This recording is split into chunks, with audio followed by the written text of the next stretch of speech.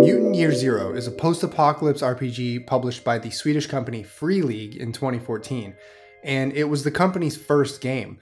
It was well received back then, getting nominated for the 2015 ENnie Award for Best Cover Art, Best Cartography, Best Game, Best Rules, Best Setting, and Product of the Year.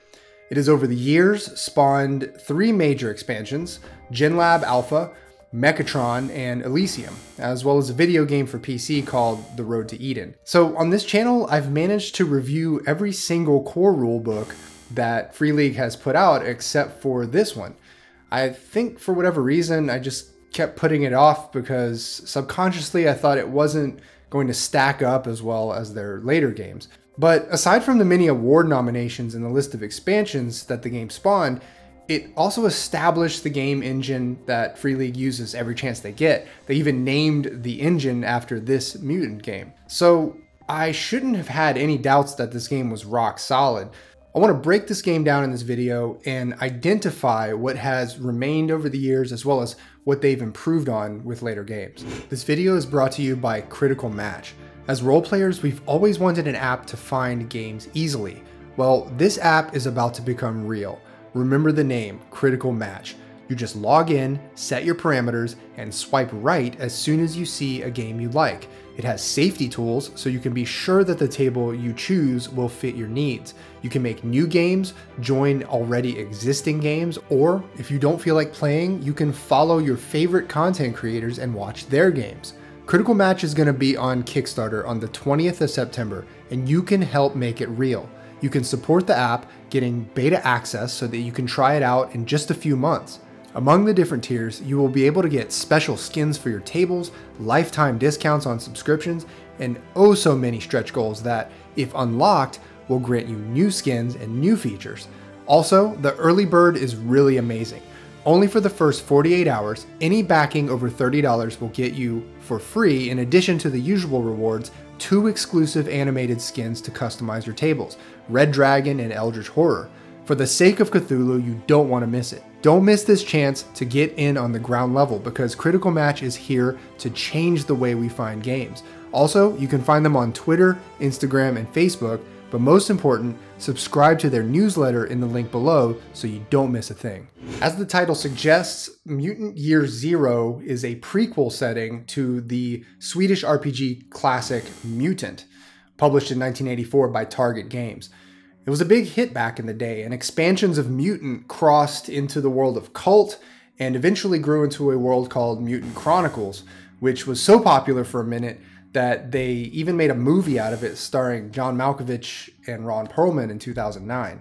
But anyway, Mutant Year Zero takes place not too long after a catastrophic event that wiped out most of humanity and rendered everyone infertile. It's been maybe 10 or 20 or 30 years since then. You play as a mutated human living in a cloistered safe zone called an Ark, which for many years was led by the wisdom and guidance of an elder figure. But now that elder can no longer lead, and your Ark, which numbers 150 to 200 people, must make expeditions out into the area surrounding your Ark for one reason or another to ensure the survival of your people. So when you roll up a character, you first pick from one of 8 roles, then pick an age. Again, this is a world in which no one can bear children, and the expectation is that you're a young adult right at the beginning of the very end for humanity. After that, you distribute 14 points across 4 core attributes: strength, agility, wits, and empathy. This is where the Year Zero engine began, and it's pretty interesting to see how little Free League has fundamentally changed over the years. Skills are also the way you'd expect them to be. They are rated from 0 to 5, and between your core stat and your skill, that tells you how many d6s you can throw for a related task, where getting a 6 is a success. More dice thrown means a higher chance of success. You also start with 1 talent, which takes wildly different forms mechanically. We'll look at those in a minute. One of this game's big rules gimmicks, and every Free League game has them, is mutations and mutation points. You normally start with 1 mutation, and you use that mutation by spending a mutation point, or MP. MP are hard to come by, and every time you use a mutation, there could be an adverse side effect. Leveling up or advancing your mutant character should also seem familiar. If you can answer yes to any of these questions at the end of a session, you are rewarded 1 XP. Then you can spend 5 XP to either raise a skill rating by 1 or learn a new talent. As far as the 8 roles that you can choose from, there are a couple of things worth mentioning. The first is that their biggest differentiator is the talents. All this other stuff is pretty soft in terms of the mechanics. Each role gives you access to a few special talents exclusive to that role, but there also are a bunch of general talents as well. The second thing to mention is that the game is heavily biased towards having a stalker in your party. I'll show you how that works in a minute. Each of the skills is associated with a core attribute with exactly 3 skills per attribute for a total of 12 skills. One of the features of this rulebook that kind of bothered me was the way they went all in on these little symbols instead of telling you the numbers 1 or 6. The reason this is a bit confusing is because the game has 3 different classes of dice. They are all D6s, but they are 3 different colors. Yellow dice are your base dice, green dice are your skill dice, and black dice are your gear dice. So when you go to make a skill check, you grab the number of yellow dice that your underlying core attribute has, then the number of green dice that you have in the applicable skill, if any, and finally the number of black dice afforded by any gear bonuses you have. Again, you're aiming to get 6s, but the creators here really want you to play with their specialty dice. On the special dice, the radioactive symbol replaces the 6 and the biohazard symbol replaces the 1, but only on the base dice. And the explosion symbol replaces the 1 on the gear dice. So just as a heads up, if you're serious about playing this game, you really need to remember these symbol translations because they're integral to the rules, or just buy the specialty dice. Actually, if you're playing the game on a major virtual tabletop, it shouldn't be a problem either. Anyway, when you fail a roll, you can push that roll, re-rolling any dice that didn't come up with a specialty symbol. But if you end up with a biohazard symbol, which again is 1 on the base dice, you end up with a point of trauma for every one of those, including on your first roll. But you also gain a mutation point for every trauma suffered, so that's nice. If you push a roll and gear dice are involved, you reduce the gear bonus of that gear by 1 for every explosion symbol, that's a 1, that you roll. And if that gear bonus gets reduced to 0, then that gear is broken. But it can be fixed by a gearhead if you can find one. Difficulty modulation in the game comes in the form of modifying the number of dice in your final pool, and this chart here shows a range of difficulties as presented by the system. The different skills will unlock different special narrative effects depending on if and how many radioactive symbols you've rolled. Just like in the later Year Zero engine games, extra 6s will unlock special effects called stunts. Each of the roles has their one unique special skill. The Enforcer's skill, for example, is a simple intimidation move, whereas the Gearhead's skill is really quite extensively explained, taking up 2 pages of text. But here's what I was talking about with the Stalker being heavily favored in gameplay. Their skill is Find the Path, which helps a party spot threats in a zone as well as a slew of really important other things that come in the form of stunts for that skill. So playing without a Stalker means you miss out on a lot of really valuable survival enhancements in the game. From a design perspective, this might seem a bit limiting, but really not much of a departure from traditional dungeon delving games where every party needs a fighter and a healer. From a setting and narrative perspective, it makes perfect sense because no expedition would set out into the wilderness without at least one person who knows the land. There are 28 talents in total to choose from, and they vary in complexity and usefulness. Something like Hard Hitter, which gives you an extra 2 dice on a fight roll if you sacrifice part of your turn, is a really useful talent that will come up frequently. Whereas Therapist, on the other hand, which gives you +2 when healing someone who's broken by doubt, is just one you're not going to be using nearly as often. Like I mentioned a minute ago, mutations are one of this game's big novelties as compared to later Year Zero engine games, which otherwise have largely the same mechanics. Mutations are like superpowers, and there's an economy of scarce mutation points that you manage in order to use those powers. You mainly get MP by pushing rolls, but can never hoard more than 10 points. When you actually use MP to employ your mutation power, there's a chance of misfire. Those can result in anything from a supercharged second shot with the mutation with no ill effects, all the way down to suffering a point of permanent trauma. So here's the thing. Not only are the mutations a central novelty to the rules, they actually characterize the game aesthetically, I think more than any other aspect. Take a look at this list. You have a chance of starting with 1 or 2 out of 25 mutations. The book stresses repeatedly that these need to be randomly chosen, but there are a few in here that can really put your character into the grotesque zone. Having acid spit or extreme reflexes is one thing, but if your PC gets amphibian, four-armed, frog legs, human plant, insectoid, insect wings, man-beast, reptilian, or spored, you're looking at playing a character who is outwardly monstrous and clearly non-human. And that's fine, but it really colors the setting. It means that other people are walking around with these mutations. It's the norm.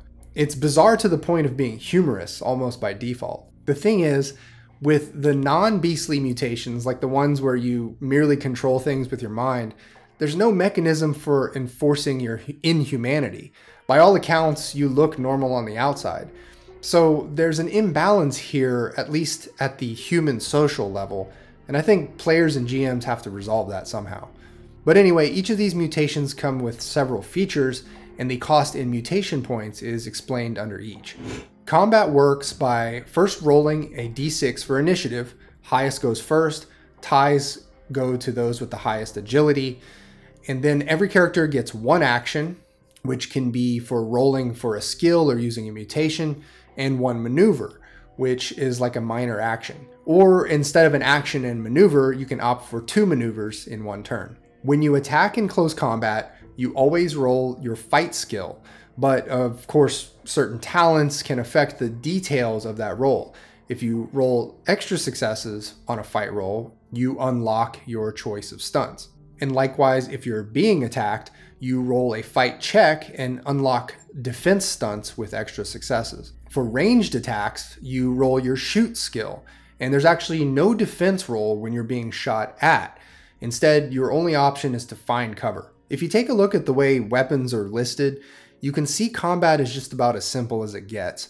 Each weapon affords you a bonus to your roll, and if the roll is a success, it does a specified amount of damage. For ranged weapons, there's a specific range that it's effective at, and anything closer or further away will incur a bonus or penalty to the dice roll. As far as damage, it's called trauma in the game, and there are 4 types. The first is called, well, damage, and taking it means decreasing your strength attribute directly. Fatigue reduces your agility, confusion reduces your wits, and doubt eats away at your empathy. You are considered broken when any of your attributes reach 0. And if it's your strength that hits 0, you have to roll for a critical injury. The game is relatively forgiving in that you just have to wait around for d6 hours as long as you're not suffering from a condition like dehydrated or starving. And then you just recover a point in the attribute that you need most. But those critical injuries can be quite unforgiving. Free League has pretty much been using this table for years now, and if you've ever gotten a bad roll on it, you'd know that there are some pretty nasty possibilities at the bottom that could spell an instant death for your character. So one of the other big unique elements of the game is your arc. This is the home where you grew up in with 200 or so other survivors. It's a home base that can and should be leveled up through projects and defended against from the variety of threats that come from the outside world. One of the most fun parts about starting a game of Mutant Year Zero is creating your arc together at the table. The arc itself can take any kind of form. Some of the suggestions include an airplane wreck, a bridge, a farm, or a junkyard.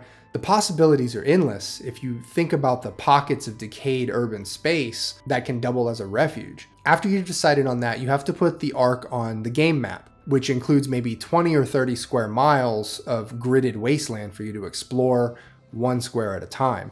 Each square represents 1 square mile. One of the other major features of your arc is its 4 development levels. It's rated by its food supply, culture, technology, and warfare. Since leveling up your arc takes a lot of time and effort in game, you have to make the hard choice between these 4 aspects since you can't level everything up simultaneously. Improving the arc is done through projects that everyone at the table agrees upon. There are a ton of projects detailed in this book. The early ones listed have no development level required, but the later ones have increasingly demanding dev score prerequisites, which is to say you have to start with relatively primitive developments to your arc before you can access the better ones. The projects are pretty standard and logical for the most part, but the few that jumped out at me were cannibalism, slave market, and torture chamber. Those were kinda, I don't know, uncharacteristically evil. At the end of this development rainbow here, if you're able to keep your arc together for that long, are things like surgery, electric lights, and radio. Your arc's ability to withstand attack is based on its battle level, which is 1/10 of its warfare dev rating rounded up. So you're always needing to work on improving your warfare aspect of the arc, even if you're going for a more pacifist tilt with the whole thing. There's a fair bit of discussion and rules on how to actually travel the square-shaped zones of your neighborhood wasteland, but I'll just point out once again, you are really going to want to have a stalker in your group. At this point in the book, it just flat out tells you to do so. It's also worth mentioning that there is a largely undescribed disease called the rot that permeates the land. You have to deal with rot contamination constantly when you're traveling, which can take the form of either temporary or permanent if you've made some bad rolls. Rot can cause trauma to your strength attribute. The GM section lists 12 principles to go by, and it goes into a further discussion of actual things GMs can spring on players in both the arc and out in the zone. To be honest, the guidance here overall seems to get a lot meatier in later Free League games, but honestly, I found the brevity of the GM section here to be kind of refreshing. So there's this one odd thing that this game does that I've never seen Free League do again, and that's to put a definite single reveal to the metaplot at the end. In the Path to Eden adventure, the explanation for all of the mutants, the elder of your arc, everything is just explained outright after players make it through a gauntlet of trials and tribulations. It's kind of hard for me to get too detailed about it without spoiling it, even though this game has been out for a long time now. But I'll just say this. It's unusual to see a big one-time metaplot reveal at the end of a game that can otherwise be played indefinitely in a sort of sandbox mode. The book says you'll have to buy future supplements if you want more of the metaplot, and those supplements include Genlab Alpha, where you play as mutated anthropomorphic animals in the same setting, Mechatron, where you are robots trying to keep everything together, and 2019's Elysium, where you play as enforcers in a clean, utopian human enclave isolated away from the apocalypse. So alright, here are my thoughts on Mutant Year Zero. Odd spread of mutations. I felt that some of the mutations were way more evocative and thematic than others. Big metaplot conclusion. It almost feels like the game is presented as a single campaign, and once you've blown through the ending, you can still play, but it has that flat New Game Plus feel. I don't think that's how a lot of people have experienced this game, but that's the way it's presented in the book. Quality presentation from day one. It was an interesting experience to have read and or played all of Free League's games over the years except for their first one. Then go to the beginning and discovered that they've been nailing it since day one. I want to give particular credit not just to Thomas Harenstam, who designed the system, but to Dan Algstrand, whose layout sensibilities have defined almost all, if not all, of Free League's books. There's a clean readability to the whole product line, and it started with this very first book. Year Zero engine. The company hasn't really strayed from what has turned out to be a winning game engine. And I don't just mean all the innies. It's really just a simple, approachable rule set that can handle modular conceits without much rewiring. To be frank, the 3 colors of dice in this game and special symbols that kind of look alike are a little rough compared to their later dice breakdowns, but D6 dice pools with just 4 stats and 12 skills is a really attractive basis for a game.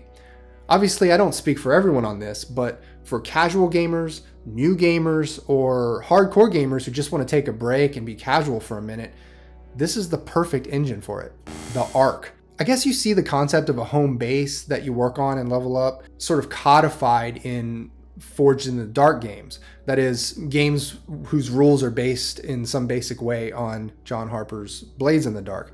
But for the most part, you don't see a lot of RPGs embracing the home base as a shared player character with stats and ways to get it leveled up. It's a really fun element for a game to have because the home base can outlive the PCs, such that their death or retirement doesn't uproot an overall narrative that a table might have been feeding over many sessions. It's an understructure of continuity that players and GM can always fall back on. Well, as long as it doesn't get decimated by a warband of cannibalistic hell drivers. Anyways, that's all I've got for now. Links are below. Thanks for watching. See ya.